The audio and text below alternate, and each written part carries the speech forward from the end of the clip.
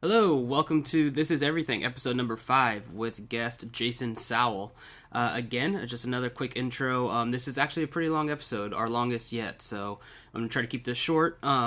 Jason is a guy I met maybe like 8 years ago. And we met in a crazy way, kind of out in Los Angeles on a mission trip we were on. So we hooked up since then, and he has a nonprofit organization called Current, and since then, I've been helping him out. We've worked together with that nonprofit. He's just been one of my best friends ever since. So, in this episode, we kind of talk about how we met and the crazy way that happened, and how that kind of led to some really big impacts on our life, like me meeting my wife and all kinds of stuff like that. So, yeah, we go into that. We of course go into some nerdy stuff as he and I do. We talk about different comic book movies, and then we talk about he and I both played saxophone in the band, and kind of how that affected us, being creative people and just art and music in general.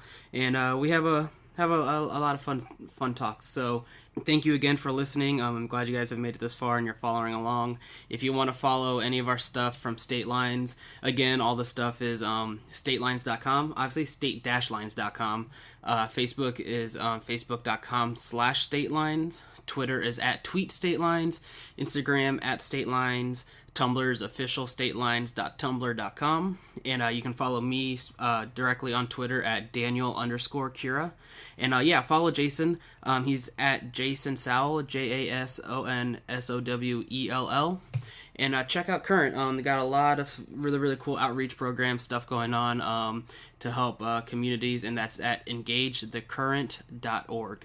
Yeah, so that's about it, guys. Thanks again so much for tuning in, and I hope you enjoy this episode number 5 of This Is Everything with my guest and friend, Jason Sowell.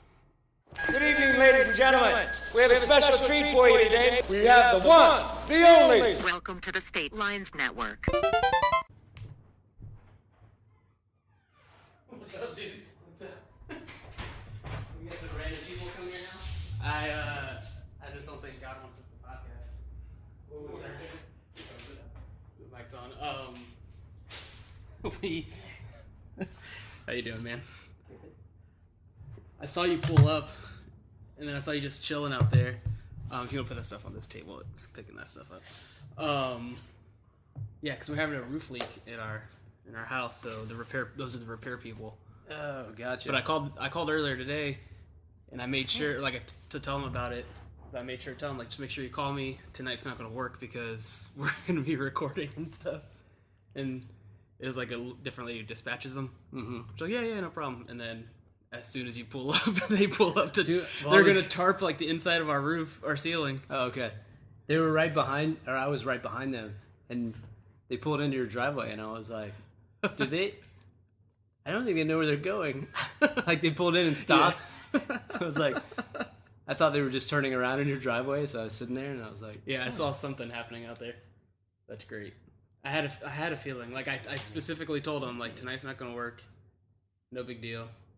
And I feel bad for her, because she's really cool, and she's like, man, they didn't tell me. I was getting ready to go to church, and they're like, I gotta come and do Daniel's house.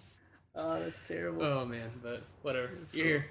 Finally. Yeah. Sorry about the What's that? the Is back this for and me? forth. Yes, that's yours. Thank you. Your water. But yeah, so you tried to come the other day, and then got caught up. My dad decided it was lawn day. All these, I know, you got all these workers coming to your house. Like, Actually, don't really want to. We're not gonna put this up. that's what I thought. I want you to think this that, is all fake, I right? want you to think that. I want you on the podcast, Just making it up. just to not make you feel bad. But yeah, man. It's funny. You've been mentioned. I think we've mentioned you like in every podcast. Really? You and Noel have been like mentioned, but not. Well, I was gonna say not seen, not heard in like every episode. That's funny. But just talking with like the first episode was Haas. So like I met Haas through you. Mm-hmm. And, like same with Brent. And then Oh, yeah. that might have been actually maybe half the episodes, but so you're not. I mean, let's be honest. Most people in your life you met through me. yeah. Your wife you met through me. I'm I'm just gonna take credit for that. You're gonna take credit for it. Let's go ahead. Just for so you can put it on the record on the internet forever. But yeah, so I guess we can kind of start there though. But so I met everybody through Current, which was your is your nonprofit that I started getting into when I was in college. But we met in L.A. on like a mission trip. I think Brent and I talked about it a little bit because then that was our crazy story of how he and I hooked up. Oh yeah, that's right. Yeah, small little circle from Amberlyn. Yeah. So far it's been you, Noel, and Amberlyn, like mentioned every episode. Oh really? Well, let me just add to it. I was just with Nate, so. Oh, okay. Amberlyn, again. So. Is that his last name? Nate Amberlyn? Yeah, they Nate Amberlyn. Substitute all their Nate last Young. names. Yeah, I just say Nate. I just reference people's like old school, you know, like in medieval times when it was like where they're from. Daniel of such and such. So I'm gonna start referring to people now. Yeah, I'm cool with it. Yeah, no, we just went to the Bucks training camp. Oh, okay. Yeah, my buddy was out there today too. Was that Ray J where you were, or was that One Buck Place? Or One Buck Place. Yeah. Okay. Yeah. My buddy does like summer camp and stuff, sports summer camp. So I know he had a couple of them like at the stadium, like taking a tour with all the kids and stuff. But nice. There were a bunch of kids out there today. Yeah, that might be why. It might have been like a special, like camp. Oh yeah, it like could be. A field They trip did. thing. Yeah, they did have a lot. Like they brought some kids out on the field at the end for autographs and stuff. And there was a group of them that were all in like the same shirts, and then Gotcha. some random kids. That makes sense. But yeah, so you and I, oddly enough, met up. I mean, you could probably tell the story better. I don't know. Met up in L.A. going back to Amberlyn because Stephen Christian, the singer, had his nonprofit at the time, and they were just having a general mission trip out in L.A. Yeah. And then you and I happened to be on the same trip on the same week, and both happened to be from Tampa. Right. Which was bananas. Yeah, that's true. Yeah, there were 3 of us, I think, from Tampa, because Ken was there too. Yeah, Pimpy that's Ken. right. Yeah. Yeah, that's right. So yeah, we had just started Current and like trying to figure stuff out, and that was one of the. That's right. I remember you were like testing out the waters of like the nonprofit, like how to run like a trip and stuff like that. Yeah. Because we never really done any. I never really done much domestic mission stuff. All my experience was like outside. So and Current was going to focus on domestic stuff. So and it was kind of to begin with like all partnerships. Like and so that was one of the things that we were looking at partnering with. And That's right. that was also the trip I had my one and only experience with a hostel. Yeah, And- same here. No, second. That was my first. I've had 2. I had the. You know me, I don't have awkward situations. Yeah, that was great. That was the most awkward situation I feel I've like ever you should had. go into it. Yeah, I'll tell it. So this place we stayed at was a. Should we explain what a hostel is? I don't know. I don't even know how to explain a hostel. I've seen it in one twice. They're not so big in the United States, from what I understand. They're bigger overseas, but essentially, it's like a hotel, but not. Whereas you don't rent a room, you rent a bed in a room, Right. and then for however long, it's more like a nomad kind of. You can just stay for. If I'm understanding right, you can stay like for as long as you want. Yeah, you just I think so. You just pay for that bed, and then I call it a sleep orgy. Yeah. It's pretty much like it's like an adult camp. It's true. Usually like in a dingy room. It's so true.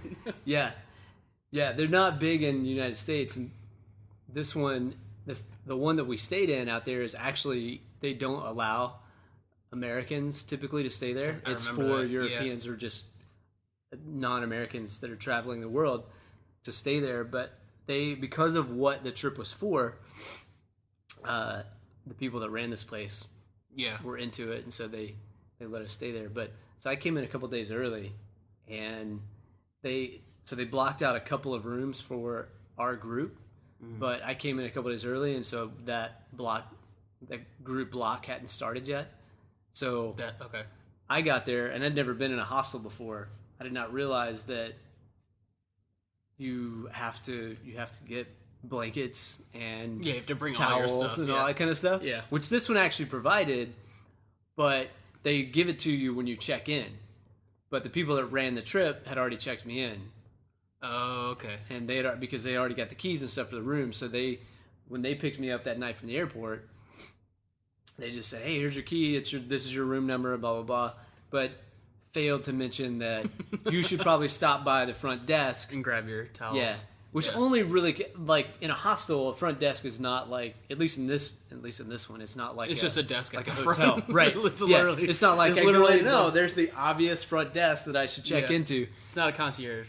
No, so it's like a broom closet. Oh yeah, you need your blankets. Here you go. So I go to this room, and the only other people staying in the room is this couple from like Denmark or some place like that. And there's like, I don't know, 6 or 7 bunks in this room, but it's me and them. And I come in as they're getting out of the shower. Yeah, that's right. And they're getting out of the shower, and I'm like, oh hey, we kind of like greet halfway through the door, like, hey, I'm Jason, I'm staying in the room, blah blah blah. Yeah, I'll be back in a little bit. I'm just gonna put my stuff down. And so I left for a little, went down into the lobby area where they had like a theater hangout room. Yeah, I remember that. Area. So I just sat down there for a while and watched TV. Like, wait, this is weird. Like trying to figure out what to do. So finally I went back to the room, and the two of them, so they're bunk beds, right? They're single person bunk beds. So the two of them, guy and girl, are in. They're on the bottom bunk together of one bunk, laying in bed together with like a little tablet, watching a movie or something. Yeah. When I come back, and there's so they have blankets, there's sheets, and then the bunk above them is sheets and stuff. And I come back in, and I'm like, there's no blankets. Like, was I supposed to bring something? I don't know what to do. It was really awkward, and so I just got dressed for bed and just laid down on this bunk, took out my laptop, and just put my headphones in and started watching a movie. And I was like, I don't really know what to do. I'm just gonna lay here and watch a movie and think about it. So I ended up falling asleep. But I decided, like, I'm gonna get up super early tomorrow and shower, because I went to the bathroom too. I was like, oh, there's no towels. I don't know what to. Yeah, and it's a shared bathroom. In Right, the one shared room. bathroom in Yeah. this one room. So I was like, I don't really know what to do. So I'm like, I'm gonna get up super early in the morning, and I'm gonna shower and get dressed and get out of here, and just figure it out, like, from there. So I did that. I got up the next morning and I go to take a shower and I realized, oh, there's no towels. Except for one towel. There's a towel on the bathtub that's like had been drying on the bathtub, and I was like, I don't know what to do, but I'm totally gonna use this towel and just put it back. So I did. I got dressed and all that stuff, and then I left. And then that night, Ken came in town, and Ken. So I go to this coffee shop across the street until it's time for us to leave, and the people I was with came and got me. And so I'm telling them about this, and they're like, "Oh yeah, you're supposed to go by the front desk and get your blankets and all that." And I was like, "Oh, that's cool. I'm glad I know that now." So like later on, they were there for a couple days, and then like the next day they were gone. And That couple, yeah. And I was like, I hope somewhere in Denmark years later, there is a couple talking about their global trip, and this one time they were in LA, some weird American stayed in the hostel with them and used their towel, their bath towel. They probably thought you were like a serial killer with like no blankets, just like on a flat like bunk mattress. Oh, that's amazing. The second time, because I think we shared a room on that trip together. Mm-hmm. So, at least in that room, like there's like, I remember there were like lockers, so each person could get a key and like lock your stuff away. The other one I went to didn't have that. I went on a trip to San Francisco. I actually talked about this in Brent's episode about this trip. But yeah, so I guess that's not like a typical thing. So like that one was just, I think there were more bunks in the one I was in with also a connecting bathroom. But yeah, I guess, I mean, nothing got stolen. It's pretty cool, but it's almost just like a trust issue of like, well, also I'm leaving all my crap here, like they're leaving all their crap here, so, and also I have to spend the night here, so. True. I think it's more of like a weird trust thing. But I feel like also that might not be such an issue overseas. That might be just like an American worrying about stuff getting stolen all the time. Yeah, that could be. Well, especially with that situation, I feel like they're used to hostels and stuff, so it's more like a. But my second experience with a hostel was, so I was in San Francisco with Brad, who was actually on my third episode, but we were on a trip with, it was like us two, and then his sister was out there too. So we were staying at a hostel, and then I think it might have been the night we came in, he and I just kind of went off on our own and like bar hopped around like downtown San Francisco. Right. Had a good time, just hit a whole bunch of bars, kind of got lost, and then found our, like, kind of got lost, got very inebriated, but then the only way we found our way back was kind of like a cookie crumb trail of like finding all the bars we had been to before, because we didn't have like, I don't think I had like I might have had a smartphone at that point, but like, whatever, just out of state and stuff, so we didn't really like have like couldn't map our way back. So we're like, oh, we went to that bar before, so on the way back we'd hit every bar that we had gone to before. Nice. So the time we got back into the hostel, got back into our room, I'm pretty sure like I was sleeping on like the top bunk, and Brad had claimed like the bottom bunk. But we got in, and like we got in the room, and Brad started like climbing into some totally random bunk,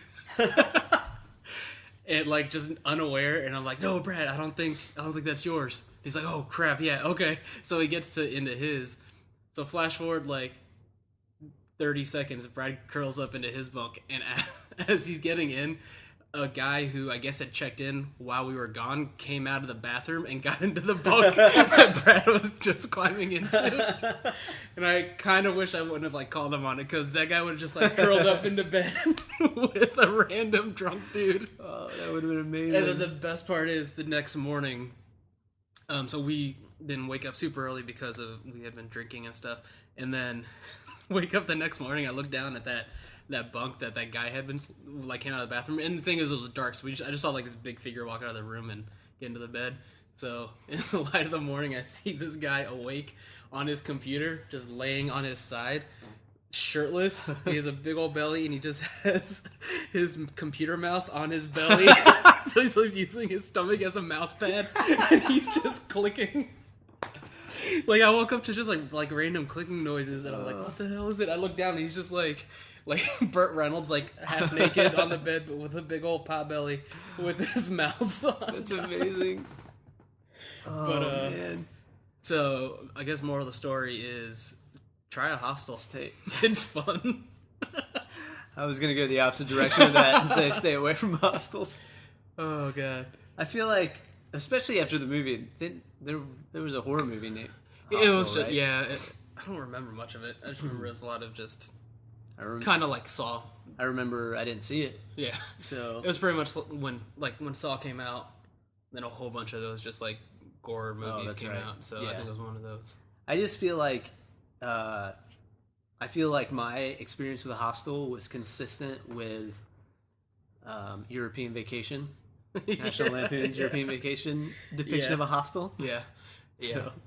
I mean, to be fair, the movie might not be incorrect. Like, we very easily could have been murdered, but it's true. But I mean, on the flip side, it was really cool because, like, at the one in San Francisco, there was a girl who ended up staying in our room. I can't remember. She might have been from Germany, but she was just traveling by herself. So she went out with the three of us, and we just kind of like made friends and walked around the city all day together. You know what I mean? So it was pretty. She was there for like a day or two. Yeah, that happened in LA too. That's one of the cool things about, I think, European culture, because they're so used to that kind of stuff. Where they like, I'm just going to go travel the world after college, and they're used to being in environments like that. Where Americans are like, no, I want my own room away from everyone else. No one talk to me. My own towel. Yeah, I would like my own towel, please. I just wish that story of you walking in the second time and you still not having any blankets, you would have asked them, like, wait, so room service hasn't come back yet?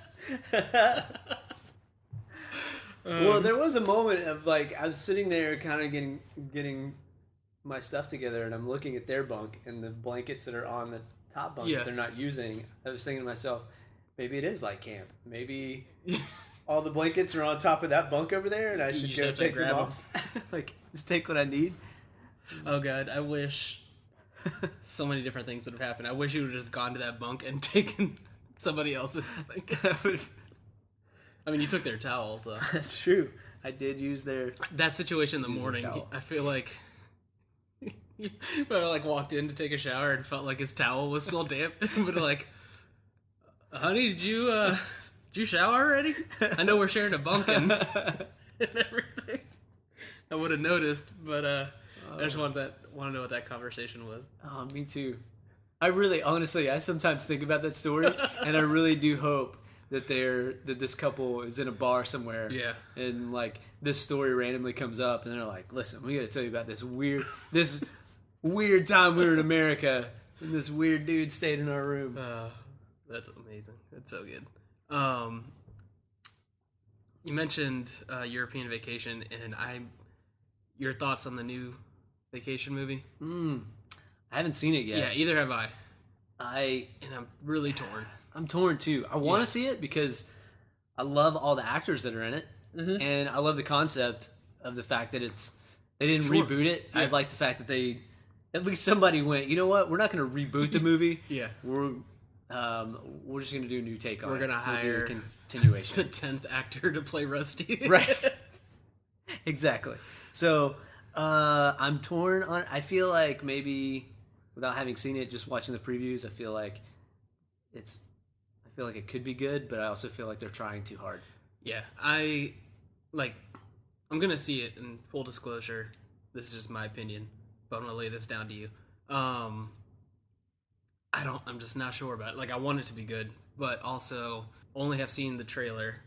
It's the Red Band trailer, right? And that already, just the fact that it has a Red Band trailer threw up flags to me, because like the original Vacation movies, like, I loved them since I was a kid, but like, and I always thought they were funny or whatever. Right. But the great thing about it was the adult humor was, like, subtle. So, right. like, my parents were laughing about crap that I had no idea what they were laughing about until I grew up. Yeah.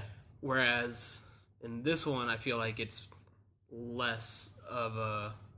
It doesn't feel like a vacation movie. It feels like The Hangover or... Yeah. You know what I mean? Like, it feels like more of a 2015 They're just trying to push it raunchy... for the sake of pushing it. Yeah.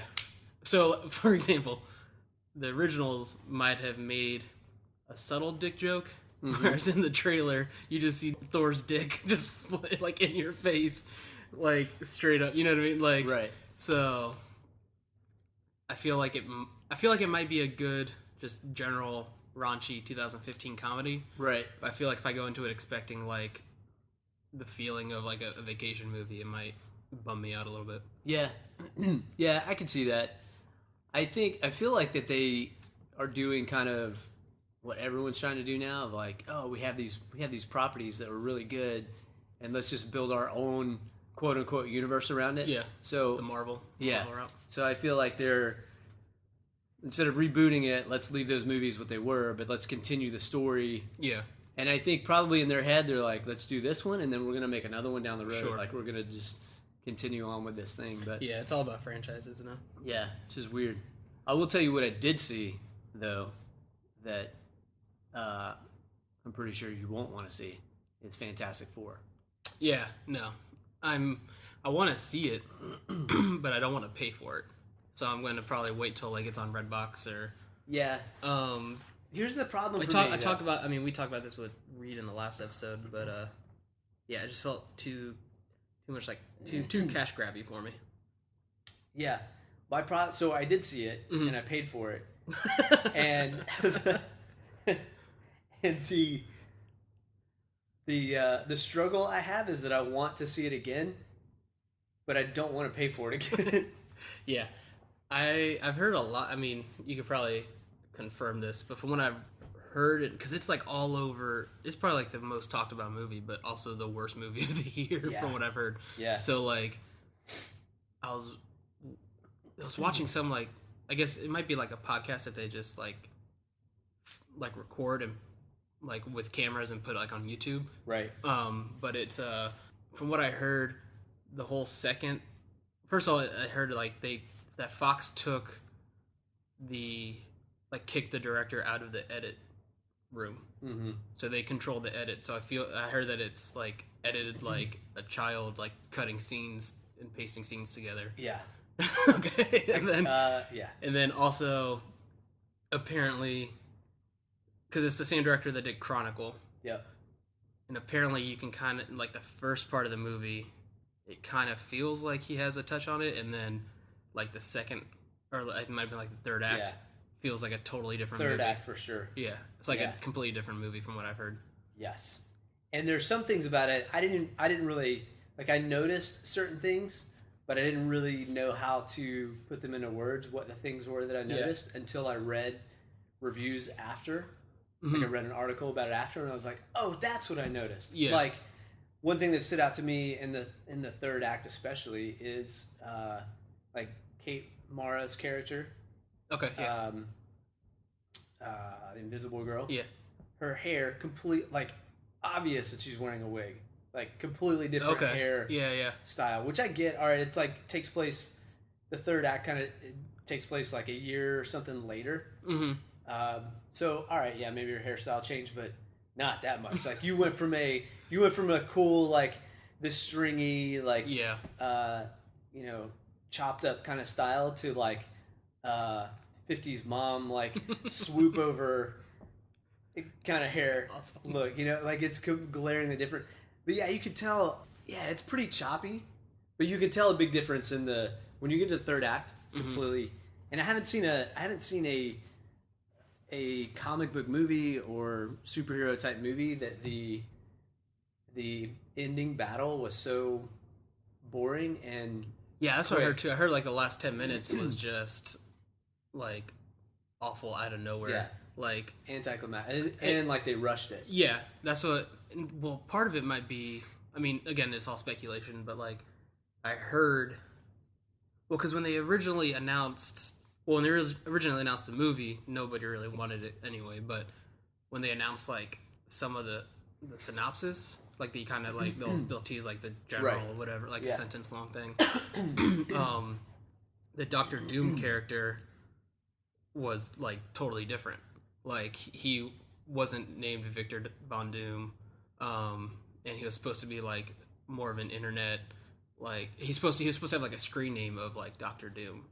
And it was more of like a social, like an internet. They didn't do that with the movie. Exactly. Well, he was supposed to be like an internet activist, and apparently, like everybody, like everyone that when that came out, everybody hated the idea. So apparently, you can tell me this, but the whole Doctor Doom part was just retconned for them to be like, oh well, no, we're just kidding. He's Doctor Doom, and then it was just kind of like spliced in there at the last minute. Yeah. I mean, it feels like they kept that theme of Doctor Doom throughout because they refer to him as Doctor Doom in a sarcastic like because they refer to him in like he's so like down on things that are going on in the world, like he's so like very depressive and so someone refers to him as there's Doctor Doom over there. Gotcha. Kind of thing. But yes, when he does show up in the third act, it's personally I felt like his look I thought was cool and how they pulled it together and why he looked the way he looked. In the storyline, I thought it was fine. It makes sense. Yeah. Yeah, I've only seen the picture and out without knowing it. It looks kind of weird. But the reason I get it. Seen it. Yeah, I get it from the story in the story why he looks the way he looks and what happened. So okay, cool. No worries. That cool. I was cool with that. What he did, it was very. This what I was not expecting. It was much darker than. It's pretty gritty. Like when he shows up and he starts causing his chaos, at least on planet Earth, it's pretty gritty. what he does. I mean, it's kind of it's borderline scary. Like, wow, okay, that's like if a kid was watching it, it'd be pretty. Okay. It'd be. But on the positive side, I'll say, I'll give him this. It was much more sci-fi-ish than comic booky. Yeah, and that's the thing that, like, I mean, again, I haven't seen it. The thing I'm torn with is, like, apparently, I just don't feel, from what I've heard, I feel like that director wanted to make a sci-fi, and he's used to indie stuff, and I feel like he just wanted to make a sci-fi movie, but the thing is, you can't use something like the Fantastic Four as that platform, because then it's not what it is. You know what I mean? Like, like it has those. I mean, the Ultimate Universe has those qualities to it, but like I feel like he might have he was pulling from. He might have tried to make. I don't know, and I just don't feel like Fantastic Four needed the gritty Dark Knight reboot. Right. Because I mean, you got a guy that just is like Stretch Armstrong. How gritty, honestly, can you get with it? Right. And doing like the sarcastic, like Doctor Doom thing. Yeah. I get it, but it also feels like it might be just trying really hard. Yeah. To be gritty, and then also just kind of make fun of the fact that that real character's name is Doctor Doom. Right. You know? Yeah, for sure. It's a weird movie. Like it's weird that I walked out of it going, all right. Yeah. But that I also want to see it again. Like I don't know why I want to see it again. I feel like I kind of want to see it again just so I can. Okay, I've seen it once through. Now, let me really pay attention and, I don't know, man. And there's just the character development was weird. There was no real chemistry between them as a group. That's something I read too. That apparently it's easy to you can kind of tell that, like, and apparently there are quote unquote reports. I mean, it's all speculation, but like on set, like the director didn't make it like a fun environment. So like it kind of comes out on screen that they're just kind of like the actors kind of feel like disjointed and just kind of going through the motions, kind of. Yeah, which is interesting because I listened to a podcast recently of Josh Trank. Talking about the movie, and making it, and this is prior. Like this podcast happened prior to Fat Man on Batman. Yeah. I haven't listened to it, but I've heard about it. Yeah, so I've been listening to it, and it's obviously prior to all the drama about the movie came out, and so he's very positive about it. He's very in the podcast. He's very much like, and he even met with Stan Lee, and gave Stan Lee like his concept of what he was going to do with Fantastic Four. Yeah. And according to him, Stan Lee was like, thought it was great. Like, go for it. Yeah. And so I think he went into it with a pretty stoked on it. And I think if all the people were involved that he says was involved, like, what's his face, the guy that's been the main writer for the X-Men movies. Singer. Yeah. Or no, not singer. The writer, the script guy. I don't know the name. Forget his name. Anyway, but he looked at the script and helped write the script as well. Yeah. And then obviously somewhere along the line something. Well, yeah. I mean, I've heard both, and I'm real. And I'm not meaning to sound like it's all that guy's fault. Like, obviously, Fox has done bad stuff, and it sounds like it's been a combination of maybe just weirdness, but also Fox coming in and just taking control of stuff and doing like what Fox does. Yeah, but true. So I don't know. I mean, to hear him talk about his concept of what he wanted, how he envisioned the movie being, and what it was going to be, part of that comes out on screen, but then there's an obvious part of like something really just took a turn to the left here. It doesn't make sense. Going off not great comic book movies, I was rewatching, like, as you got here, rewatching Spider-Man 3. Yeah. Because I was like a few weeks ago, I was like, oh yeah, I want to rewatch just the Spider. I really wanted to rewatch Spider-Man 2. Okay. But I was just like, I'll just start from the beginning. So I watched the first one, then the second one, and it's taken me after the second one. It took me like 2 weeks to be like, all right, let's just. let's get it done with. And it has taken me, I just still didn't finish it. It's going to take me 3 days to finish the third movie just because I keep just stopping. But the thing... It's that boring to you? It's not... I mean, like, I'm not just here, like, to beat a dead horse with nobody like... Well, a lot of people not liking the third Spider-Man movie, but... Like, I was watching it... I might have seen it a few times after, like, the first time. So this time I was actually, like, watching it to kind of pinpoint stuff. Mm-hmm. And the weird thing to me is, like, I can't really figure out why. Kind of like what you were saying, like, for all intents and purposes, it feels... Or it should work, but something just doesn't feel right in it. Yeah. And it looks great. Like, I was rewatching it, and, like, all the effects are freaking... Yeah. It's shot really well. And, like, even if you don't like the Venom character design, because he's somehow skinnier than Spider-Man is, but, like, he still looks good. Like, the effects, like, on the face and stuff look good. Like...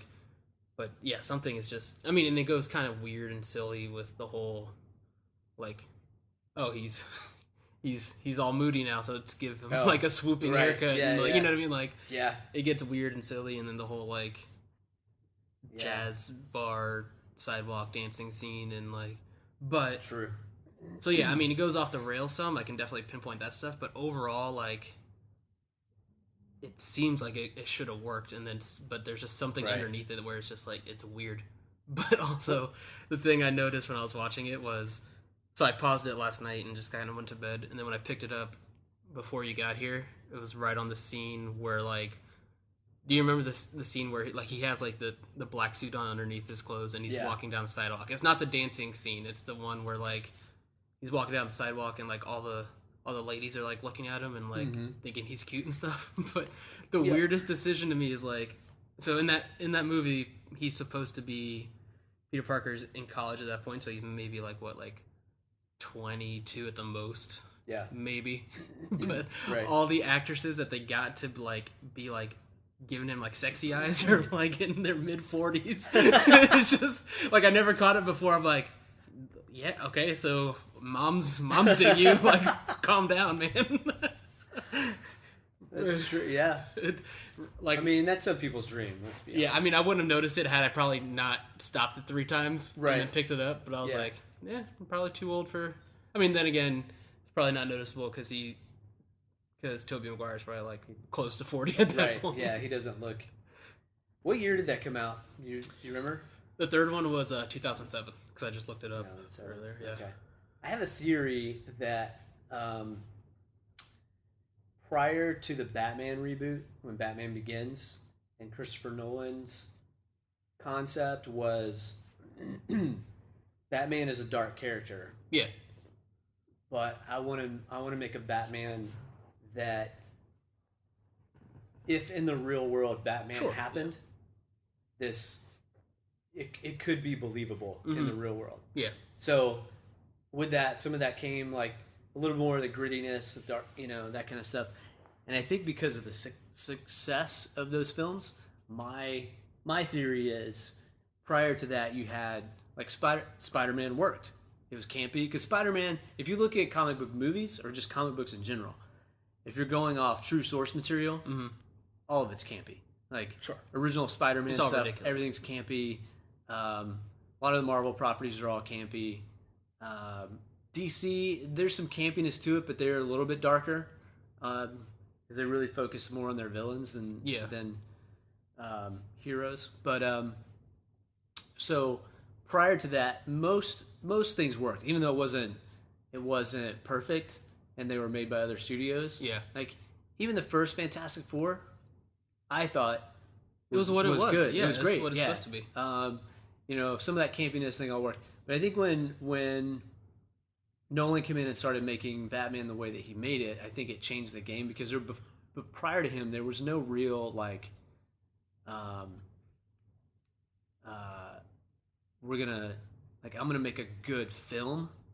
Yeah, it's just gonna be about a comic book character. I feel like there was some, but there's a couple things that I wanted to touch on off what you just said. The first one being like, but even so, like in retro, like I watched this obviously in retrospect, and it still is. The first two are still Spider-Man are believable, and like I buy it because like, I mean, granted, you have to suspend some kind of belief for anything you're watching, but the first two make sense. Like even like, so the first one he gets bit, whatever. If you buy that, then if you can buy like that a spider could do that to a person, then you're set for the rest of that movie because his villain is just Osborn, who just is a normal dude that has all the tech. Right.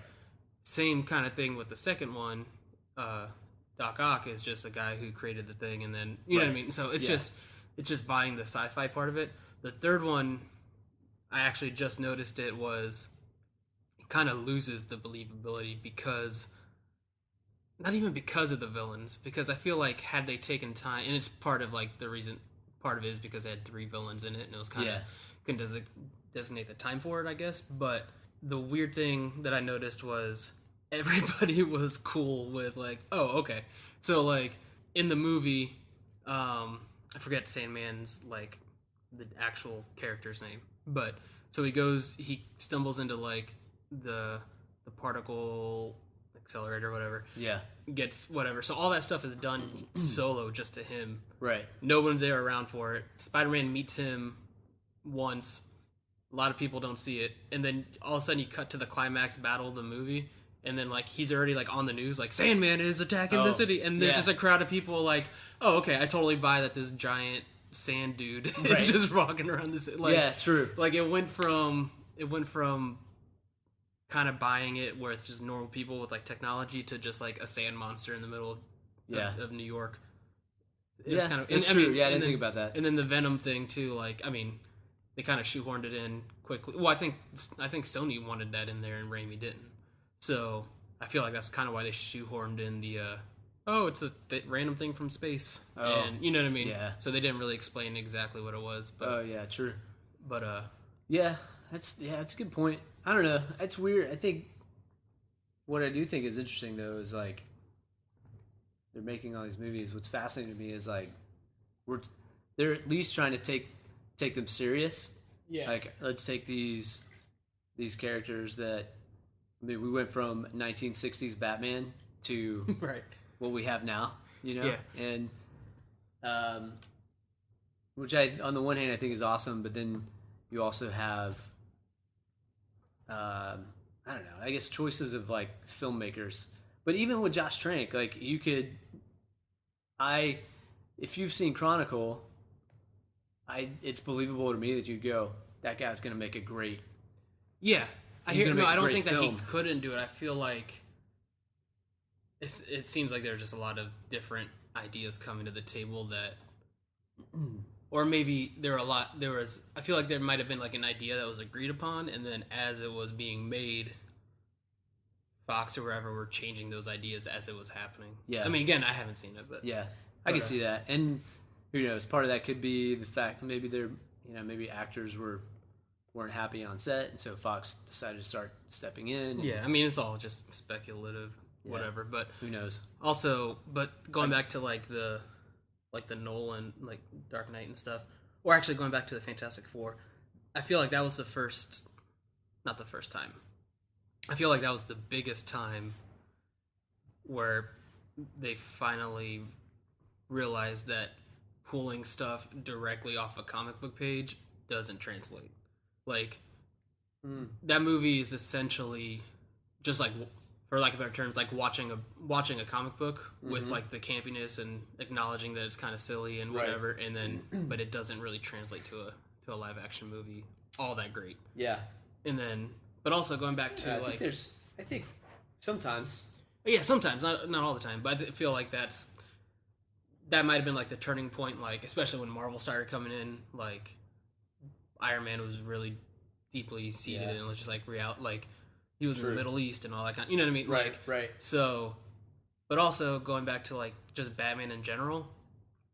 Yeah, Batman and Robin was awful, but because that's the one with Clooney, right? Yeah, that was the last one. But also, I'm glad that happened because had it not, that series would have kept going, and we wouldn't have gotten the Dark Knight, because the Dark Knight or Batman Begins was a reaction to Batman and Robin tanking so bad, and then them not doing anything for 10 years or whatever it was. Yeah. But yeah, it wasn't even that long. Yeah. I'm trying to remember. Yeah, it was like 5. Yeah.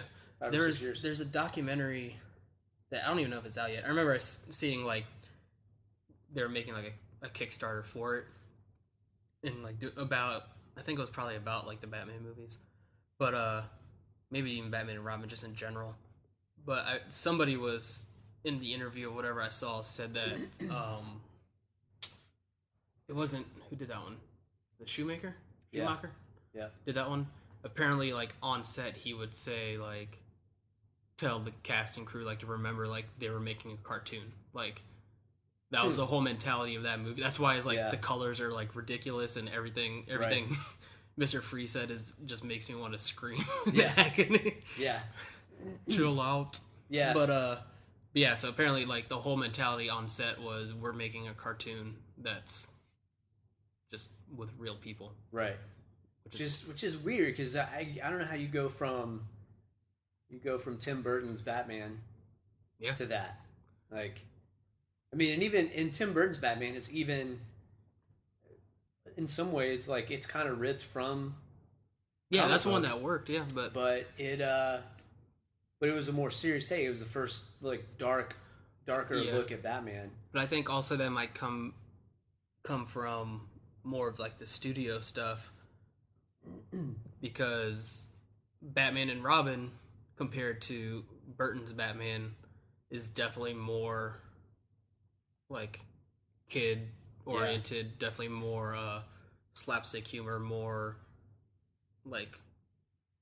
probably easier to sell toys for and all that kind of stuff. You know what I mean? Yeah. So I feel like they started narrowing in on that demographic, and then that's kind of what. Yeah, that's true. You want to get those Bat credit cards. Dude, man, I was thinking about that movie today. I haven't watched that series in a while. I've been wanting to buy that whole. I think they sell all 4 together in a Blu-ray set. I've been meaning to buy them, but yeah, we should do a watch party. Watch party. Batman watch party. Yeah, that one about with Val Kilmer and George Clooney. Man, those two were just wow. The thing is too, George Clooney, I don't feel like he was terrible. I just feel like he knew that movie was terrible. Yeah.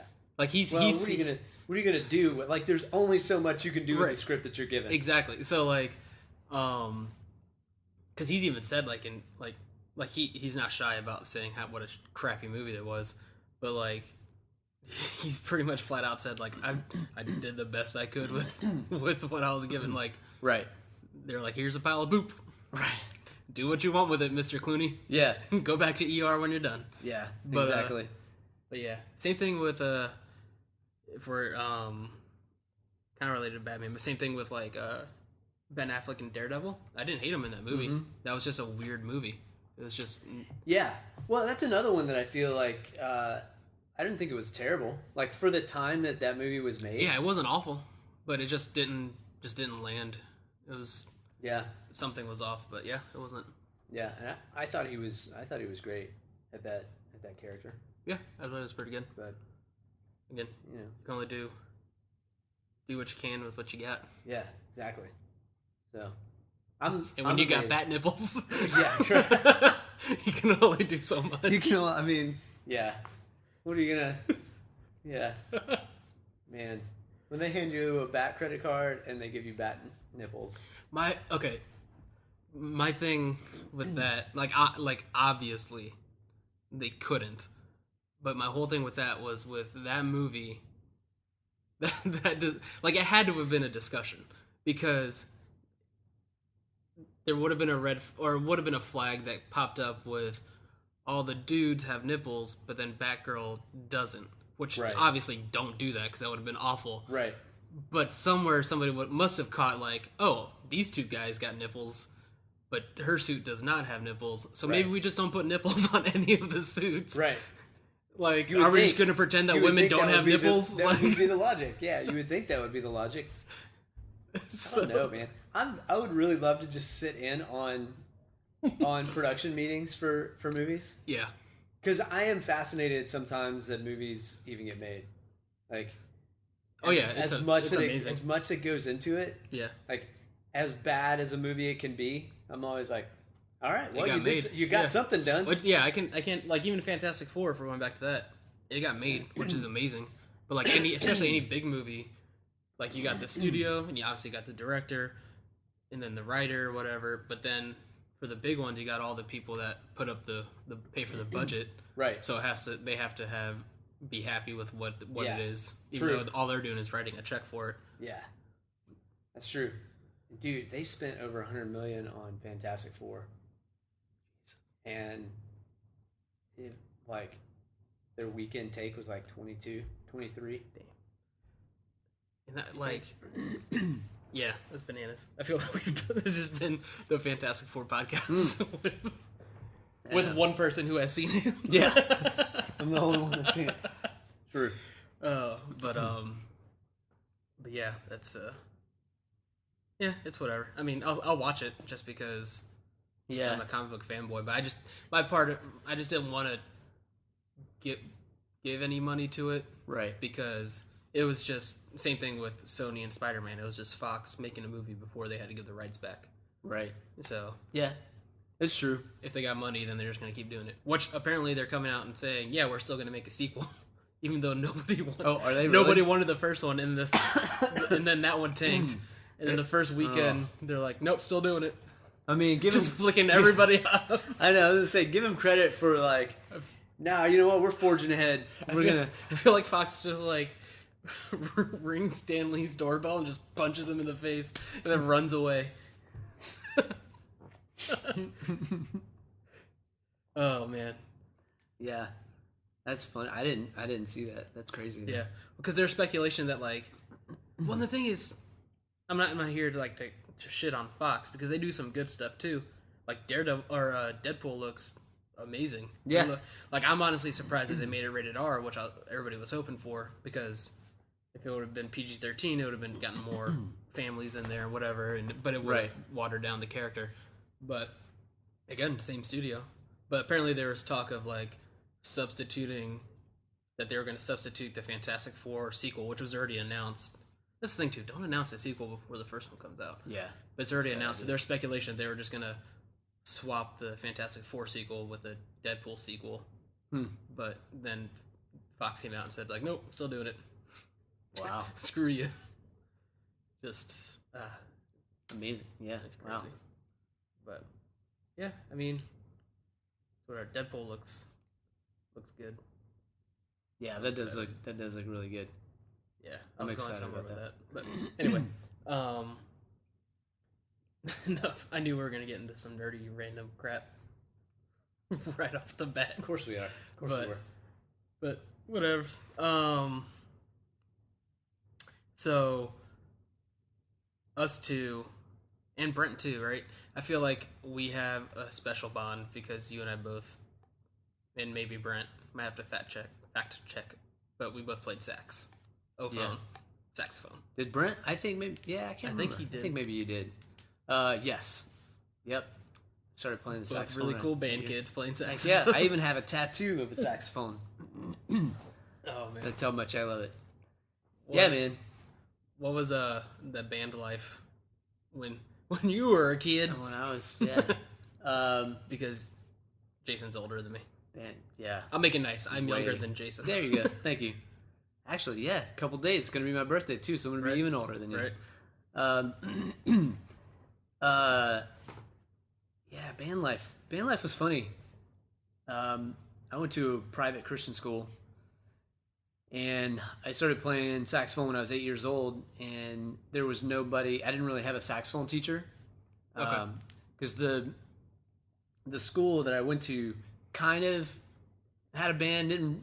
Didn't really. They had kind of a music department, but there was no real band Yeah. to speak of. And again, I was 8 years old, and the guy that was in charge of all that was the church's music director for the church. So there was like a church orchestra and stuff like that. But Okay. he didn't play saxophone.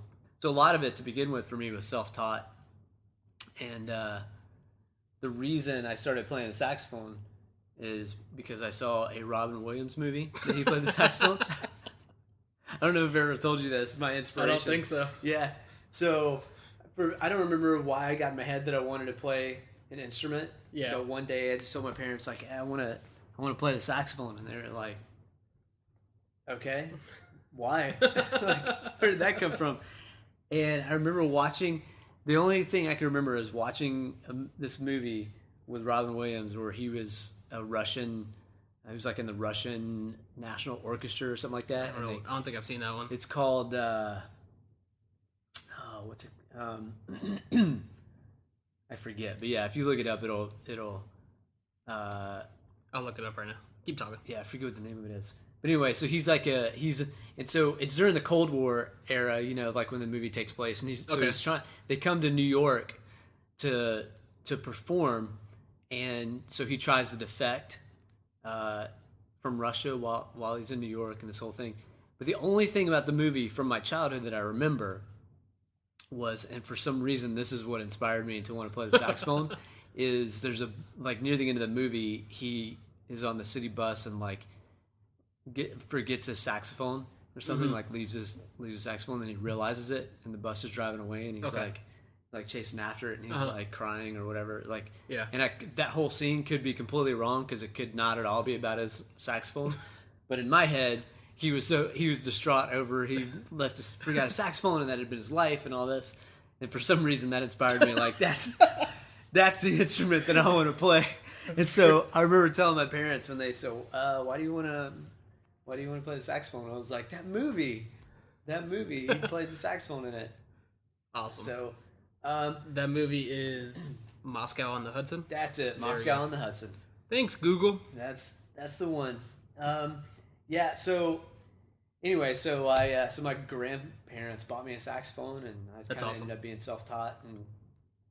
And when a couple years after that, we got the school hired an actual band director to start a music program in the school, and the lady that they hired was a saxophone player.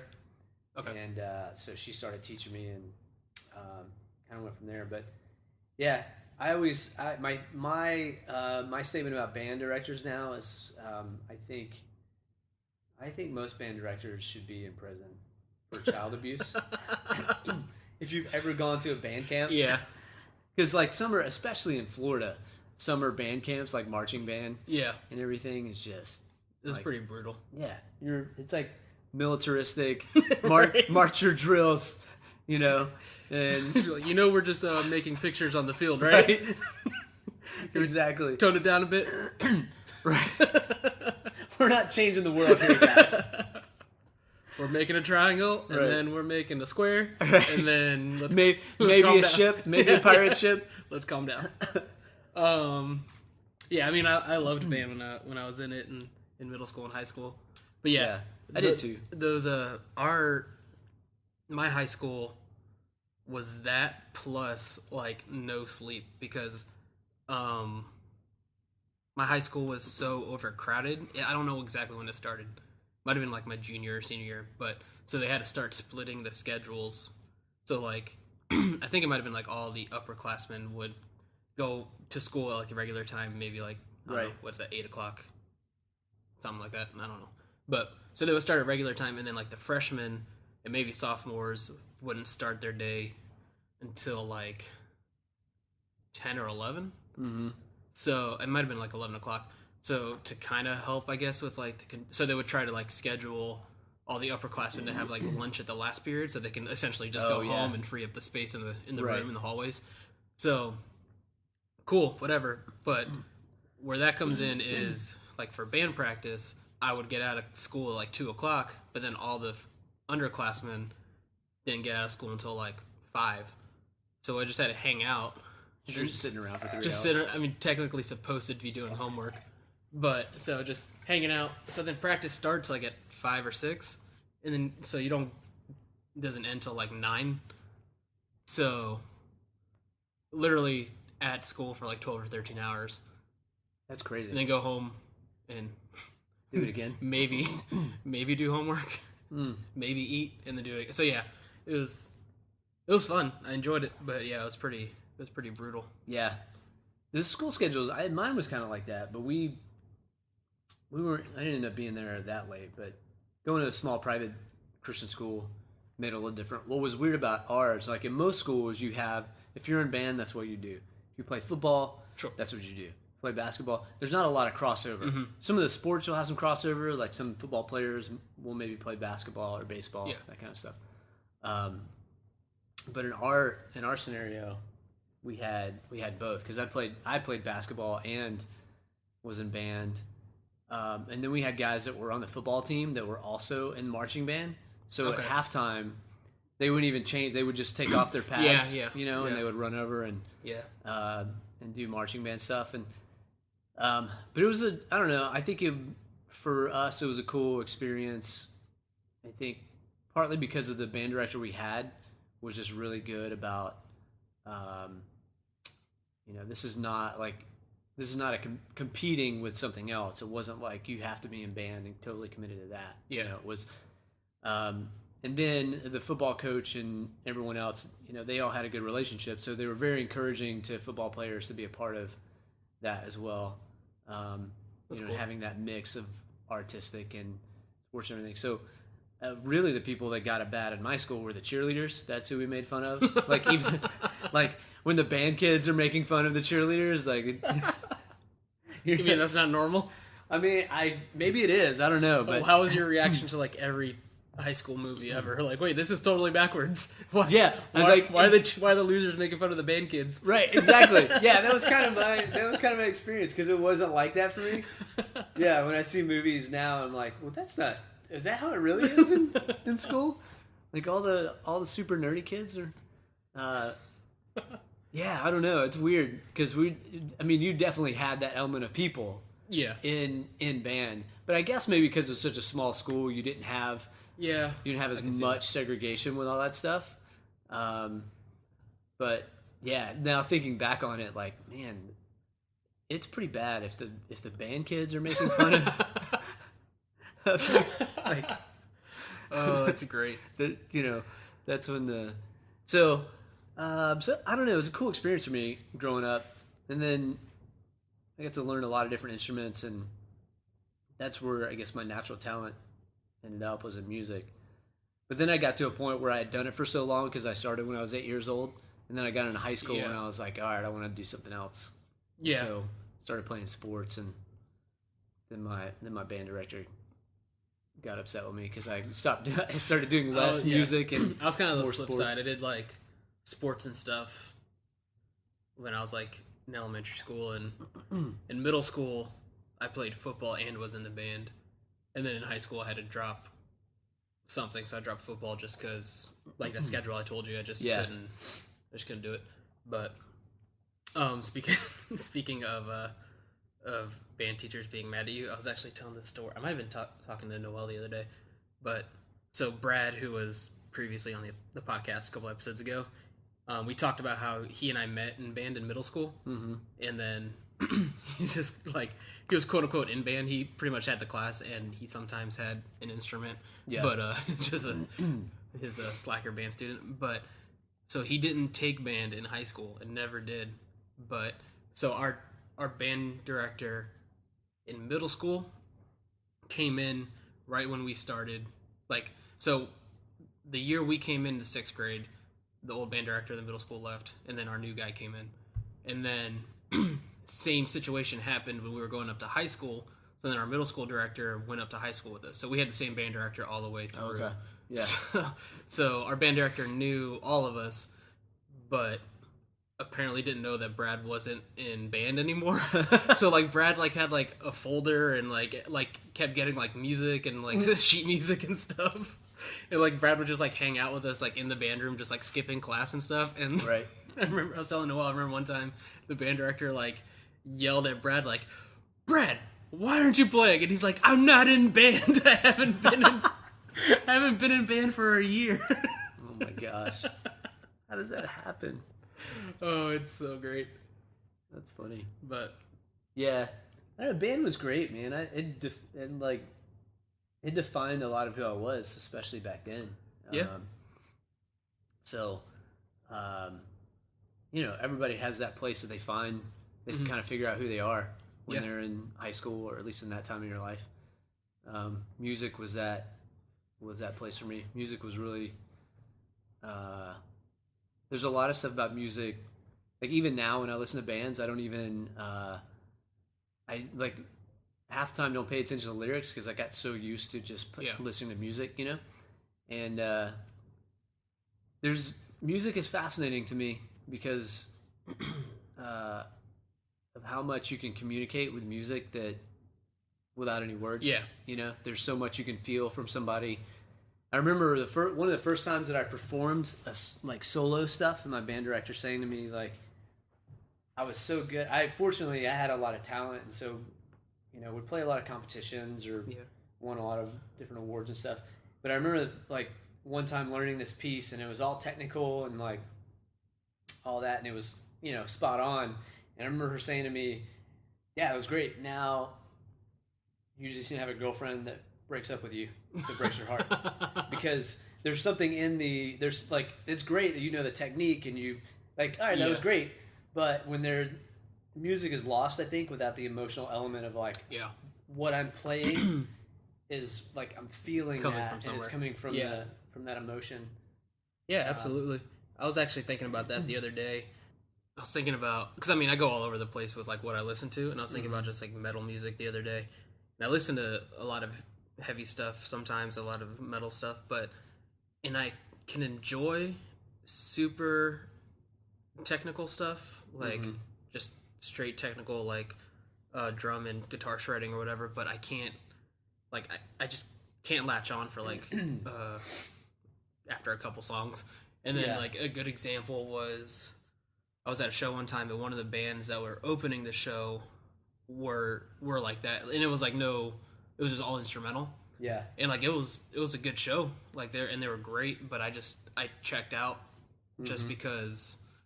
And it could be just my own personal. I'm not saying that they don't have meaning behind what they're doing, but right. I just feel like if it's super technical, I get to the point where I just can't it doesn't leave you room to kind of breathe and compress what you're hearing or whatever, and I just can't sink my teeth into it too much. So yeah, I like a lot of good, if we're talking heavy technical stuff, I like a lot of good heavy music, but also where you can just kind of take a break, or it's not just constantly in your face just shredding all the time or whatever. Right. So a good power chord every now and then. Yeah, I agree. I'll listen to something that is probably not great, but because the emotion that's in it, you can tell the difference with somebody that's singing something and you believe that, that's at the core. Yeah. If you wrote this and it's lyrics, that's what this was written from you. There's a distinct difference from that, and it might not be great, but you'll jive with it even if it's not great, just because I get it. It's always a weird line as far as me writing music, and I can't figure out if I'm just in my head about it or if I'm towing it, but getting I like a lot of bands or writers who do pull very specific personal things to the point where even if they name names or a certain thing that happened or just a certain object or something, you know what I mean? Yeah. And it can be really good for what you're saying, but it can also run the risk, at least in my head, or I'm in my head about it, of it just sounding dumb, you know what I mean? Yeah. Or to the point where you're getting too specific where people don't relate to it anymore. Yeah. So. Yeah, so a few months ago I was in Southern California. I went to this 2-day thing with a guy named Rob Bell. Yeah. Who I saw some him. people will know. We saw him about a month ago. He came through with Pete Holmes. Yeah, they that's did right. the joint tour. Yeah. So I went to this 2-day thing with him. We're just a small group of business leaders, or just you can go to it as a random person, but it's really small, kind of intimate, just 2 days with him of coaching on purpose and business leadership and stuff like that. And he made a statement in there. He was telling a story about some stuff that he's written, and this idea, this book and character children's book character idea that he has, and like a couple other book ideas that he has. And he made a pretty fascinating statement. And I think this applies to music too, like what you're talking about, of writing stuff that for you feel it, but you also feel like this is probably dumb and no one's going to want to hear this thing. Yeah. One of the things that he said, and he encouraged everyone. He's telling this story about this children's character, and like had this whole thing done, had an artist like render all this stuff, and he's like, this book is like, I had it printed, everything. He's like, it's sitting in boxes in my garage. Like, my publisher, everyone, like anyone that I showed it to, my publisher, like, I'm super excited about it, and like, it's from in here for me. Yeah. But they're all like, yeah, no, this is not gonna go anywhere, kind of thing. Yeah. And so, but he made a fascinating statement. He said, I learned that there are some things that that are just for me. Like, I need to write. Like, I needed to write what that is, but that may not ever be for anyone else. It may just simply be that I needed to write this because it was what was in here, was inside, and I need to get it out. And I did that, and it's out, and I can see it. My family can see it. Yeah. But it may not translate to anybody else. Yeah, that makes sense. I would agree with that, and then also say, why did his publisher let him pay for it to be made before saying he just did it on his own? Oh, okay. He paid for it himself. Like, no, like, because his publisher told him no, and he's like, no, I'm going to do it anyway. Oh, okay. Yeah, like, so he's like, yeah, I just have this whole, well, because he started. I understood that as the publisher, like, yeah, go ahead, print it. Oh, no, this is terrible. No. He pitched it to them, and they were like, yeah, no. Okay, and he did it himself. And he was like, no, this is gold right here. I've got it. And so he went and did it himself. I gotcha. Oh, man. But yeah, it still didn't go anywhere. But yeah, I thought it was a fascinating thing. So I look at music the same way, especially, well, there's a whole other thing about music industry anyway, but just people writing stuff for the sake of writing stuff. But I do think there's stuff that people write that, maybe the world isn't going to connect with that, and you needed to write it and get it out, and maybe you recorded it, but no one else ever needs to hear. Like, you could play it for your friend. Yeah, yeah, side project. Because I've learned, like, even when I started Current 8 years ago, I figured out nothing like that thing for you. That thing is not as important to everyone else as it is to you. Yeah. Because it's what's inside you, and so, very well could be that this is what's inside me, and I'm going to play it for my friends, and this is gonna be gold. Like, it's just like I mean, however you're getting it out, whether it be writing a song or whatever, it's just like writing in a journal. Yeah, you're just getting your. Yeah, you're right. Yeah, you ever had that moment? Like, I've had this happen before, where we'll hear the song or this scene in a movie, and I'm like it'll hit me on a personal level, like, man, that's so good, or I needed, like, that's me, like, that's speaking directly to me, and then you try to play that for someone else, like, listen to this part of the song, like, listen to this lyrics, and they're just like, okay, like, like, that's, and you're like, life. No, let me play it again, because listen to this. Just love what I love. Just listen to this. Yeah. But that's a cool thing to me about I guess art in general, because movies kind of fall into that thing where you'll see this thing or listen to this thing, and it'll really hit you because that's where you're at in life, or that's something that you need in that moment. For sure. But then you try to get someone else to have the same experience as you, and they're not on the same level with you at that moment. Like, yeah, okay, great, it's an okay song. Like, no, but listen to that lyric, like that, like, listen. Yeah, when we were talking about just music and in general or whatever, about like connecting, there was a lyric that popped up in my head. I know I've talked to you your ear off about him, but Frank Turner. There's a song he has. It might have been I think it's the first song I heard of his, because I didn't catch on to him until like just before he started breaking, like really, really big. But it's a song called "I Believe," and it's just pretty much about just loving music and like still believing in like what music is. Yeah. And there's a song or a lyric that says, "I still believe in the need for guitars and drums and desperate poetry," and it's like And it puts it in perspective because, like, especially the desperate poetry part, because by itself, that could just be ridiculous and, like, annoying. You know what I mean? Right. But, like, if you put it to a song, it, like, suddenly something happens where, like, it, like, hits you or connects with you or whatever. Right. But sometimes by itself, it could just run the risk of just sounding like somebody complaining or being melodramatic or whatever, you know? Yeah. So. True. Yeah, that's interesting. Like, I see movies the same way. Somebody makes, like, going back to Fantastic Four. Like, just to bring it back around to that for a second. Sponsored by. I think, here's a thing. Let's just put it in Josh. Let's say we put it totally in Trank's lap. That here's the thing that he was passionate about this take. Like, this is the thing that connects with me, and I think this is what Fantastic Four is for me, and it connects with me, or how I connect to it on this level. Yeah. That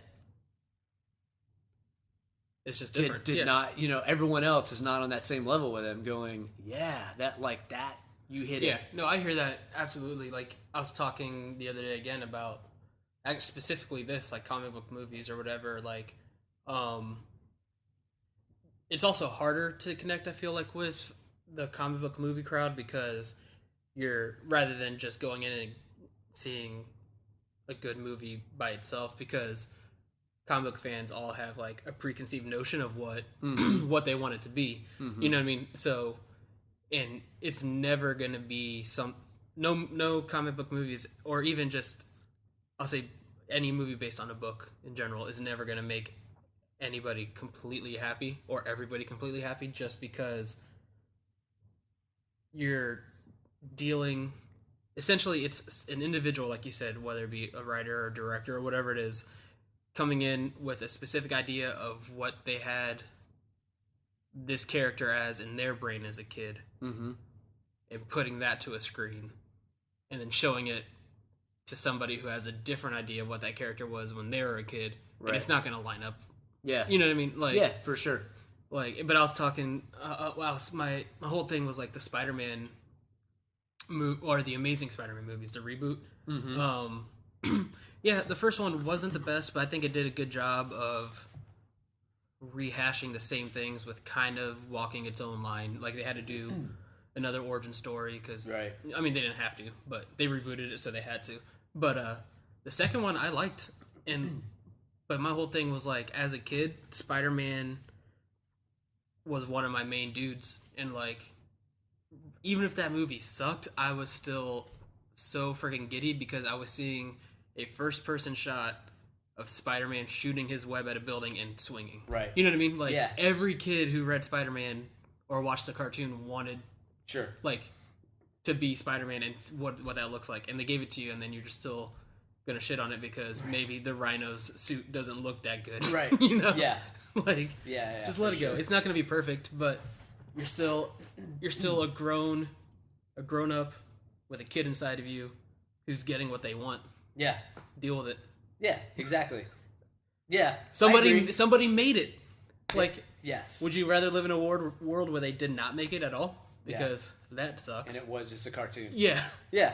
No, I agree with you. 100%. 100%. Like, for all the things that I would complain about of, different people being Batman or anything like that. Because Batman was always my thing growing up. Like, for all the things that I could complain about of, like, well, it doesn't, like, the Batmobile doesn't look as cool or something like that. Like, they still made a Batman movie that I can like. I don't have to just read it. I can watch it. I can see it. And it comes back to, like, even just in comics, like, even every writer has a different take on, like, Batman. Oh, like, for sure. Like, Frank Miller's Batman is different from Capullo's Batman is different, or not Capullo, Snyder's Batman. And, like, it's but I don't know that people who read a different author's Batman just, like, gets mad at it. Just, like, starts just yelling. Yeah, like, that's true. This is the worst Batman in the world. Yeah, that's true. I do it too because, like, I'm just as guilty about it too. But, like, but I think it's great that people do it. I do wish that people were, a little more forgiving about that and just looked at like, man, this guy or this girl made a thing. Yeah. And that's amazing that you made that thing. I Right. may not like it. Yeah. But also, I did not make that thing. So Right. go you. yeah, Right? exactly. That's why I think like movies. It's fascinating that movies get made. Yeah. Like, all right, you completed this thing because just to start something, people talk about doing stuff all the time. People talk Right. about like I wish I could do this, or I wish I could do, whatever. I want to do this thing, and I'm just like, well, go do it. Like, Yeah. you can come up with 100 excuses why you can't do it or why you can't complete that thing, but at least try it. Yeah. Like, go, even if it sucks and no one likes it, you completed a thing. You did it. You made it. It came from you. It was Yeah. your art. It was your. There's I think it might be Todd Glass, and he has a term for it. You might know it, and I can't remember off the top of my head. But like, even going back to like, even if it sucks, that you still did it. Like, it might be like creative people, but there's like I know someone's yelling at. When Noelle, my wife, hears this, she's gonna just yell at her headphone. I know what it is, but so like when you're a creative person, like your taste or your skill has to grow to match your taste. So like when you start making stuff, whatever it is, like say you start like writing music, as a creative person, you know what like a good song is. Right. But you have to get to the practice point of like this first batch of songs for this year isn't a good song. I know it's not a good song yet. Right. Like Yeah. there's a curve where like your skill doesn't match what you know to be good yet. Right. Yeah. It's Interesting. Yeah. I can see that. Yeah, that makes sense. But I think, yeah, I don't know. I think that's just a normal part of art in general. Like that's what craft is. Yeah, exactly. Like doing a craft, whether it be music or making a movie or doing some kind of art piece. Like everyone has a learning curve, and honestly, if you're any good at what you do, you're always learning. There's never a point where you're like, yep, I'm the best songwriter that's ever lived, Right. or like I've become like I am the end all of making movies. Like I know what I don't need to learn anymore. I mean, I feel like people do, and you can tell. Well, they have that attitude. Yeah, Michael Bay. Well, yeah, right. James Cameron. But to me, that's the thing. Like to me, that's when you start regressing in your in your ability. When you feel like I've made it. This is how I'm going to always do the thing. I've seen it in working in church world a lot. Like you see that kind of idea all the time of like, well, I made it to this point in my career, and like I'm the head person for this thing, and it's almost like I don't know if it's like intentional, and I don't know that it's necessarily a like conscious. I've arrived and that's it. But at some point, I feel like people just stop. Like, okay, I made it to this point in my career, and cool, I'm here. I feel like it can. I mean, I feel like it could be either. It depends a lot on the person and their personality, in particular. Not even like how they act. Like just a personality that's waiting to kind of come up. Because I can see it either being I'm here, I got what I wanted, and this is it. Or I can see it as somebody who, like, say you're like the pastor, the main dude at a church, or lady at a church, and so you're leading this whole group of people, and you're still not sure of yourself, but you still have to act like you are. Right. And it's just a thing of like, I feel like it can creep in to the point of like, fake it till you make it. But then, for sure. But then you're just not making it. You're just make it. You're just it kind of absorbs that mentality of what you got going on, and right. Yeah, that's true. It can be sneaky. Yeah. On the flip side of that too, I would say success is one of the most dangerous things to craft or something like that, because when you get really successful at the thing that you're doing, it's really easy to not continue to learn about that thing because You know, I think you could probably pinpoint in a lot of music or movies makers or writers or whatever. You could probably pinpoint ones that really hit success. Like it's like this is where it stopped. Like I'm gonna keep doing this thing. Yeah. And I've got to stay successful, so I'm going to stop taking the risk that trying new things and being creative. Or alternatively, you can kind of tell when somebody who's successful is trying really hard to reconnect with like earlier work before they made it, but like when they were coming up. You know what I mean? Yeah. I think it's Sinbad who has the quote, the comedians are funny when they take the bus. But like once they get big enough to like not have to take the bus anymore, they kind of lose contact with like the real world and they stop being funny. Yeah. So yeah, I can see that. I mean, you could almost apply that to like anything. Yeah. It's just once you lose kind of sight of something, you kind of disconnect yourself and yeah. Well, I mean, creativity is born out of struggle, right? Like that's where the best creativity comes from. Yeah, because it forces you to figure stuff out. So, yeah, I think there's probably a lot of great musicians and songwriters and things like that could do so much better, but they've become successful. And like, I've got to fit into this thing so that I stay at the level that I'm at. Yeah. Or do the thing that people expect of me now. Yeah. You know? Right. Going back to Rob Bell, that's an interesting thing that he talked about when he wrote his book, Love Wins, a few years ago. And he was on the cover of Time magazine. Yeah. And he was talking about the going to the grocery store or wherever and standing in line, and there's Time magazine, and there he is on the cover of it, which has got to be a really interesting thing to just like weird, see yourself like in that way. And so he sees it, and he's like, I'm on the cover of Time magazine, and then a week or two later he's at the store again, he's standing in line, and there's Time magazine again, and someone else is on the cover. Yeah. And he said, like, it hit me.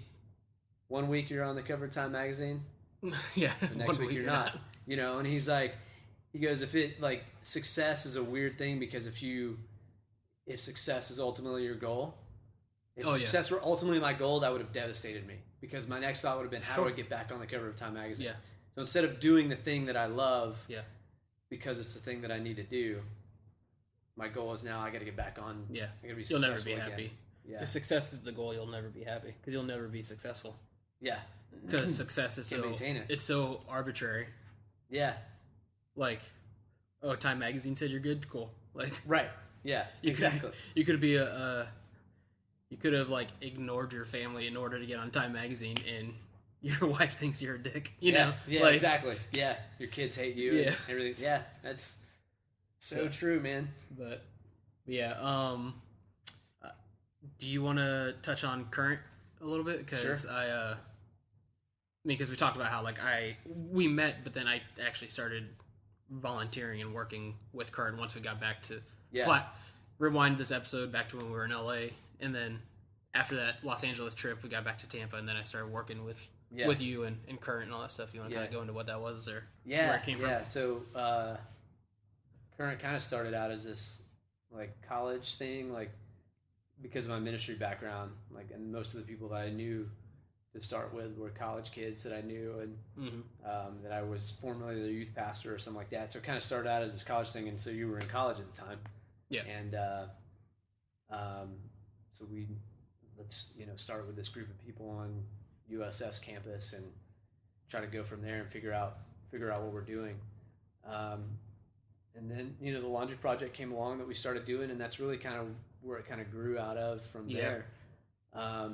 It's cool to see how just the people that came together from just going to California and that being the trip, and meeting you, and then the other people kind of down the line of your life that got involved.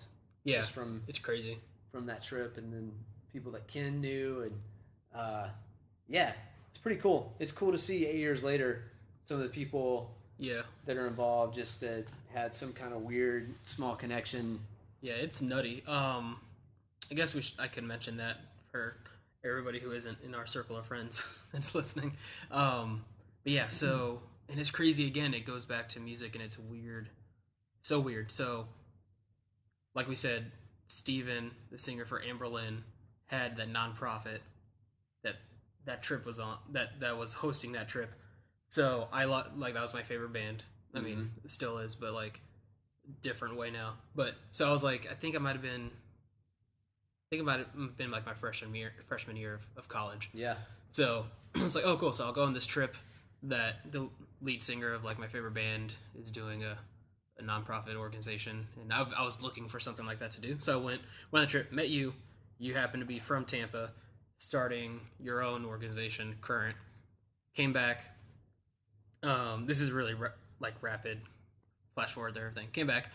Met the group that was meeting on USF campus, Right. Which ended up being like one of my core group of friends. And through you met Brent, who coincidentally was the merch guy for Amberlynn. Right. So another weird tie-in to like music in the band. And then through that group of friends at Current, I met Noelle. She was in that group of friends. My wife, my now wife. We were best friends for years and years, and then decided, hey, maybe we like each other. So started dating, and then got married, and that's just crazy. And then you were in my wedding party. Brent was in my wedding party. Yeah. Michael, who was the president of the chapter at USF, officiated our wedding. Like bananas. All because like it's true. All because hey, I like this band and the singer's doing this thing. Yeah. And then people that came to your wedding from that group back that don't even live in Tampa anymore. Yeah. Yeah, it's nuts. And then even going back, like, you can even follow that branching out, like, so, like, Reed Murray was the last episode that I recorded. I met Reed through Brent, and I met Brent through you, and it's just crazy. Like, half the people at the wedding were, like, people that I met consequently because I happened to go to Los Angeles for a week. Yeah, that's so true. It's nuts. Yeah, that is nuts, man. That's really cool. Well, what's cool, too, is just to see splinters of people doing different things, partly not to brag about Current or the thing that we're doing, but just like Chelsea, for example, who's working for Liberty in North Korea, who was introduced to that through Current at USF because we did a film screening for them, and doing this film screening at USF, and she seeing that and connecting with that, and then eventually got a job there with them, and I don't know, it's cool to see 8 years later people doing things that they love or connected with people that they love and it's not directly because of Current, but partly due to the fact that and it is not like you or the organization, like it happens just any time there's a collection of people that are brought together for any reason, like example, like my older sister was in a sorority when she was in college, and then obviously you're living with a group of people. I mean, there's gonna be people you like or you don't like, but her her main group of friends, I could be wrong about this, are those people, right? Because you're in that circumstance of these are the people I'm around. I chose to be around these people, right? And especially at that age too, though. Like I feel like when you're in high school, you're there by circumstance, right? Once you get to be a little bit older, and you start making the choice of who you want to decide to spend your time with, and who's important to spend your time with. I feel like that's where those big changes and impacts start branching out from. Yeah. So I mean, that's not to say like, I'm still close friends with people I've known since I was like 10 years old, but yeah, me too. No, that's definitely true because that's a pretty defining part time in life anyway. another small world thing. Actually, what's funny is your sister's fiance was on the football team at Freedom, I think. Really? When I was the chaplain Oh, at that's Freedom awesome. High School. Yeah. Yeah. So when I met him at your like I think it was at your rehearsal dinner or something, he came up to me. He was like, "Hey, did you used to be the chaplain?" That's great. I was like, "Yeah." Well, That's happened a few times with people. Like I know another friend of mine. After we had known each other for like a year or two, was like, "I think your friend used to be my youth pastor." Yeah, that's right. Yeah, that's so true. Yeah, it's so weird. Yeah. So I don't know, man. Yeah, it's cool. So it's been an interesting 8 years, and we don't do USF anymore. We don't have that chapter Yeah, thing there anymore. But but I think it kind of. I mean, this is your organization, but I feel like we kind of outgrew it in a way where we were able to. At that time, I feel like it was great because we were able to impact and work in a way that was suited for. yeah, Whereas now I feel like current is this thing where it doesn't necessarily need to be like a weekly meeting to talk about right. whatever issues or whatever we want to talk about. Like we can just, I say we, but like it's your thing, but can do stuff without having to make a schedule around it kind of thing. Yeah, for sure. And well, back then too, it was still trying to figure out what it was going to be, what it was going to look like, and that was part of it. You know, like we were talking about earlier, like kind of figuring yourself out at certain Well, sure, times, yeah, and yeah. that was, Everything changes. that was part of it. So yeah, I mean that was a and you guys all contributed to that. I mean, it is what it is today because of all those people that were involved with it back then. Yeah, So yeah. It's life is weird, dude. But it is. I know And it's awesome. Yeah, I know personally for current because I mean we mentioned like you have a ministry background and then you started current or whatever. Yeah. Current came in at a time when I was like kind of shaking off like going to church a lot and all that kind of stuff just because it wasn't for me at the time. So current came in like I came into current, I should say. Current came into my life at a certain time where like I was, like I said, like when I went on the trip to Los Angeles, I was looking for something to actively do other than just like sit at church, and I wasn't Right. crazy about just sitting at church. And I mean, again, I was younger, and I had the mindset of like I don't need to be preached at by someone who's just as flawed and Right. weird as me. I'd rather do stuff. So current came in at a great time where I was able to do stuff. Like we did all of our projects and our outreach programs, and the great part about it was like a lot of us were Christian and had like a faith base, but a lot of people weren't. Like I had friends who volunteered that, and like we never pressured people we never came from the angle of we're doing this, also we're going to talk to you about God. Right. Like Yeah. like because I can't. Even now, like that still rubs me the wrong way. Like, just me too. do something because it's nice and it's Yeah. it's a good thing to do. Not Right. not come here. I'll help you out, but only if I'm able to do this and this and this. Right. You know. Yeah, So exactly. it came. So current kind of came into my life at a good time where I was able to. I put a lot of focus on just doing stuff for other people for a while, and it was cool and it helped me out. So, Yeah. No, that's awesome. Yeah. That's good.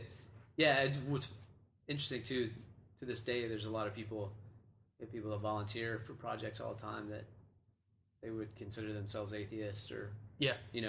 but what's fascinating to me is that they're volunteering right next to a guy that might be a pastor at a church who's just Exactly. also volunteering that day, and they're on the same level and they're having a conversation about life or just things in general, which I'm sure would happen in other environments, but those two people probably would not meet and have some type of meaningful conversation in another context. It's possible. Yeah.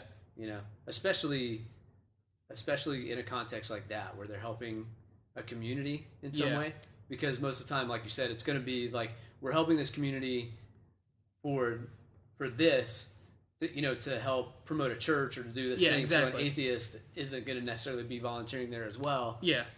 Or the other way around. Like the atheist club is putting on this thing, so the Christian people are not going to be sure. in that environment. Yeah, and I think it's actually more responsible to even if you're an individual volunteering, say with Current, who is Christian or whatever, it's more responsible as an organization, I feel like, to be a little bit more hands off, because we always kind of point people in the direction, like if there are, like it's happened to me, like at the projects, like people ask, like if we're a church, and I'll say no, we're not, but if you're interested, we know this church down the street, right, in this neighborhood, because you run the risk of just coming in for a couple hours, doing something really good, but then, I mean, and that's great, I'm sure those people appreciate it, but then come Monday or whatever, they need some more help. Right. At least they can find somewhere, whether it be a church or whatever it is. Yeah. I mean, church is just an example, but like somewhere in their neighborhood that they can. So it's good to partner, like you said, Current started with like partnering with different people and stuff. So it's good to. I feel like it's more responsible, other than just like a get in, get out kind of volunteer. It's like a get in, have a good time, help you with stuff, and if you want more help, there's these different places around that suited to your needs or what you're looking for that can probably help you out. Right. So yeah, exactly. I feel like that leaves a lasting impact more than just, hey, come to our church, even though you probably don't have a car. Right. We're on the other side of town. We'd appreciate it if you could bump our numbers a little bit. Yeah, if you can get there. Yeah. And if you don't, it's cool. We know you don't like us. And you probably don't believe in God. This is me paraphrasing. Off the record. I mean, for some people, you're not really paraphrasing that much. I love you as long as you bump the numbers. Right. As long as you come to church. Yeah. It's a weird thing. But whatever. That's a whole another line. It's a whole another podcast. That it's weird, man. It's been like, I feel like this podcast has gotten into like the church, religion, faith, life kind of talk, but naturally, and I've been liking it. Yeah. Not really like forcing it too much, but yeah, it's cool. No, that's good. I mean, everybody has that part to their life, and it's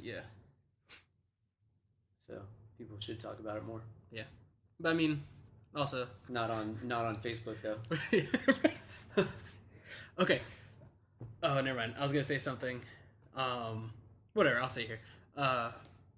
Because we have another podcast on State Lines with just social media. Yeah. And I was actually saving this thought because I'm going to be a guest on that one, but I'll say it here because it doesn't matter. I wish Facebook, or whatever it is, because it's so instantaneous. Yeah. So no matter what the topic is, I wish it had I just wish there was a function of before you post something, you post it, but Facebook or whatever doesn't actually post it for like 20 minutes. Right. And then just alerts you like 20 minutes later, like, you still sure about this one? Like, right. You want to, like, it doesn't matter what it is, but like, absolutely, because it's also instantaneous. Like, I stubbed my toe, son of a bitch, I'm gonna tweet about it. Right. And then maybe not. Maybe just maybe go walk away and come back for a little bit and see. Yeah. I think for all the good that social media is, I think it's equally bad. I think in some ways it's hindered communication with people. Even though it's supposed to make it better. And it can go either way. It depends on how it's used and the people using it. Yeah, absolutely. Which is what I'm saying, like, where, before, if you were going to have a conversation about, let's say, politics. Yeah. If you were going to have a conversation about politics with somebody,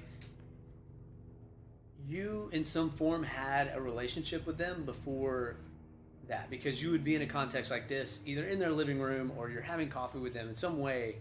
You already know them on a personal level. Yeah. And so when you spout out your political opinion about something, the response to that is going to be different because you already have this personal relationship, personal conversation. Not even necessarily a personal relationship. I feel like I still, even if I didn't know you, and even if I thought it, if I was sitting across from you and you said something, I wouldn't call you an idiot. Yeah, because, you're going to filter more. Yeah. Like, that's even if I'm thinking on the inside, like, oh, this guy is a moron. But, Right. And that restraint will still help to facilitate an actual conversation more than just yelling at a comment and then leaving and then coming back an hour later and then yelling again. And then, Right. It's like social media dehumanizes everyone, so it's easy to just treat that like it's not human beings on the other end of it. Yeah. Where a lot of stuff, a lot of negativity that people spout out about things because, well, you just dehumanize whatever that thing is. Like, if it's something you disagree with, if you're sitting in front of someone, like you said, like your filter is going to be a little different because you're looking a human being in the eye about whatever that thing is. It's harder for you to, unless you're just a bastard, But Jason, I mean, I know you well enough. Yeah. You're an idiot. Well, that's true too. Yeah. Oh, God. Anyway. So good. All right, man. We've been talking for a long time. It's because we love Probably each the other. longest one, but all right, man. Yeah. Is there anything else you wanted to? Did you want to plug any of the current stuff, website or anything like that? Sure. Check out engagecurrent.org. See what we do wherever you're at listening to it. Like if it's local or wherever. We travel and do we projects. Do projects all over the country. We got some great stuff going on. So check it out. See what we do. Would love for you to get involved in some way. Cool. I back it. Do you test? Let's see if you've listened to the podcast. Do you know the Nope. Nope. You don't even have to ask the question. I have no idea. Do you want to say it could be worse? Is that your ending? Is that your sign off? Yes. Okay. Sure. It could be worse, everyone. You added everyone. That's not what I said, Jason. Dang it. All right. You had one job. Could be worse. It was already worse. I hate you.